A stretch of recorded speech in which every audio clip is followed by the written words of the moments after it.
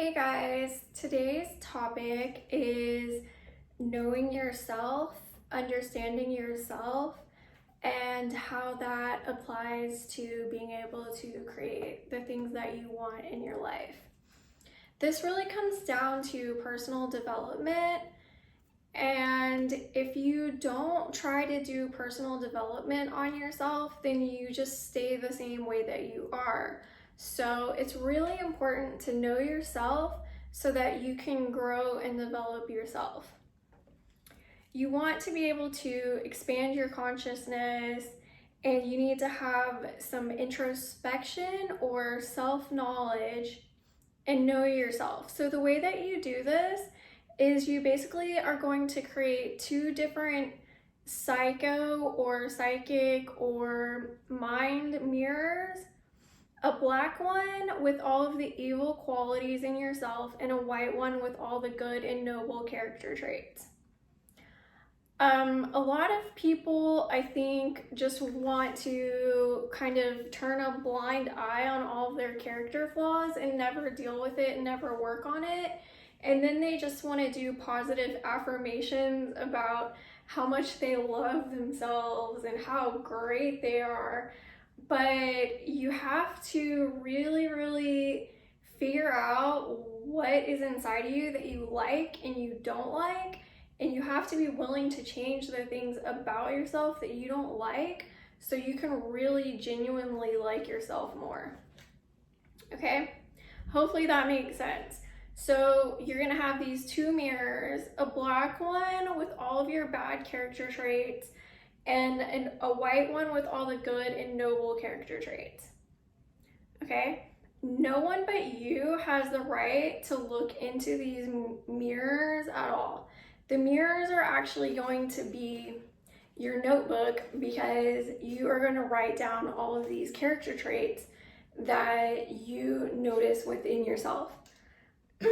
And nobody else gets to look at this, only you. This is just self-work for yourself. Okay? So you get your notebook and you don't let anybody else read it or look at it, but you have to do this work to achieve balance within yourself and to be able to improve yourself. So you're gonna have one column or one list where you're gonna put your mistakes, your failures, and your weaknesses. It's almost like if you grew up being Catholic or whatever and you go to confession, it kind of reminds me of that. You're gonna put this all down on paper, and you're gonna wash your soul completely clean, and you're gonna sweep all of the dust out of it just by bringing this stuff to light. This is a way that we can work on our subconscious mind and the things that are in our subconscious is by bringing it to light. The subconscious is below the surface. It loves to hide out in the dark. It doesn't like it when we challenge it, when we see what it's doing, and we try to whip it into shape, basically. But your conscious mind is the one that has control over your subconscious. And if you're not getting the results you want, you've got things in your subconscious where you are sabotaging yourself. So you have to kind of look at reality and you have to do some self-analysis so you can progress in your development. So you write all that stuff down, all the bad stuff about yourself, and then you're gonna make another list. You're gonna write down all of the good things about yourself. And we're talking about character traits here, okay? It's really good to take care of your physical body. That's great. But what we know is that a lot of what you get in life is not just due to your physical outer characteristics. You can get some attention, some looks from your physical outer characteristics. But for example, if you're trying to attract a life partner, you could get some attention by your outer characteristics, but that's just the label that you have. That's just the wrapping on the package. It's about what's really inside of you, like what is within your heart, your mind, your soul, that projects outside of you. And so we want to work on those things. So we're just talking about character traits. So don't start writing on your bad column, oh, I got a pimple or something like that. We're not worried about that right now. That's easy to work on, okay? We're looking at the hard stuff within ourselves right now. And this is something that the Hermetic philosophy, the Hermetics believed in. And then they also attributed all these character traits to an element. So I'm going to go over what the different elements are and what they correspond to as far as character traits.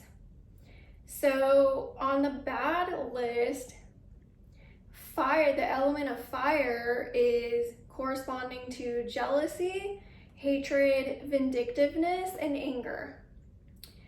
The element of air is going to correspond to frivolity, like being frivolous, self-presumption, squandering, and gossiping.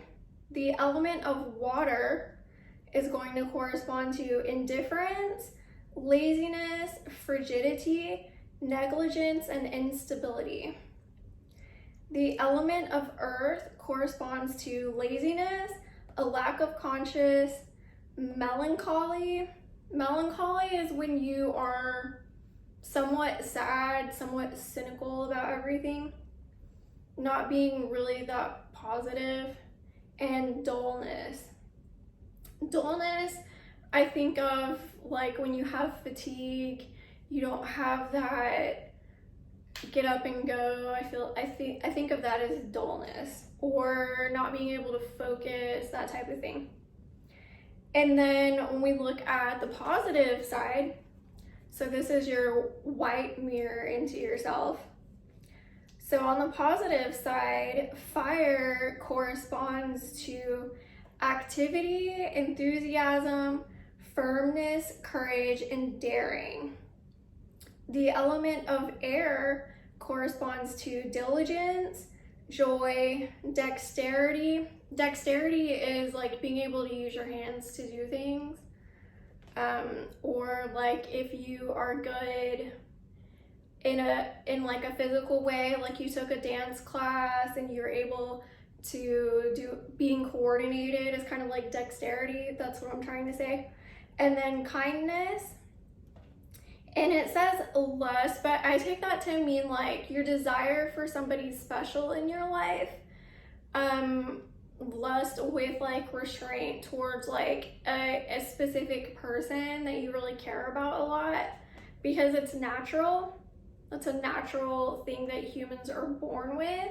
So we don't want to say like all of your desire is bad. It's just you don't want to be like a an F-boy or something like that. Like we're talking about lust for somebody special, not somebody that wants to go around having one-night stands. That's silly, especially if you get older. You're supposed to be able to control that desire within yourself. So we're talking about it in a positive way, okay? And if you have that characteristic in a positive way, like the opposite of being frigid, right? So on the good side, if you have that desire, then that corresponds to the element of air. And then optimism corresponds to air. So then under water, we have modesty, self-restraint, compassion, forgiveness, and tenderness. And then the last one is the element of earth, and we have respect, endurance, conscientiousness, punctuality, and responsibility. So you make your list, your bad and your good, and then you think about the different elements. Some of your character traits, you may not be able to pinpoint what element that would be involved with or correspond to. So then you would just say like that one's indifferent. But if you notice that you have a ton of one element and that is like overwhelming, so let's say that you have a lot of jealousy and anger and vindictiveness, that's all fire. Let's say that's your issue there. Well, then you would be able to work with the different elements to work on that. Like, it's just like somebody, to put it in like our terms that we use today, if somebody realizes that they have anger issues, then they would focus on anger management. Okay, so assigning elements to it is a way to think about it in the terminology that they used in the Hermetic philosophy, because they would assign elements to everything. Like,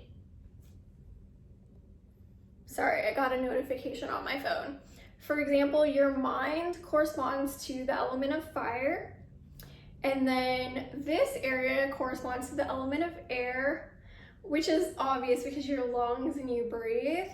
And then this area corresponds to the element of water. So I used to work in the OR and I would see a bunch of surgery. Specifically, I did a lot of general surgery. And so you do see a lot of water in this area in your digestive tract, okay? So that corresponds to water. And then like from your butt down to your feet, that all corresponds to the element of earth. So anyways, that's a way to think about that. And then once you've done this and you understand a lot more about yourself, then what you have to do is you have to work on yourself and also work on your habits. You want to get into certain habits like waking up early and working out every single morning, and then taking a shower with either lukewarm or cold water, and scrubbing, brushing every single area on your body.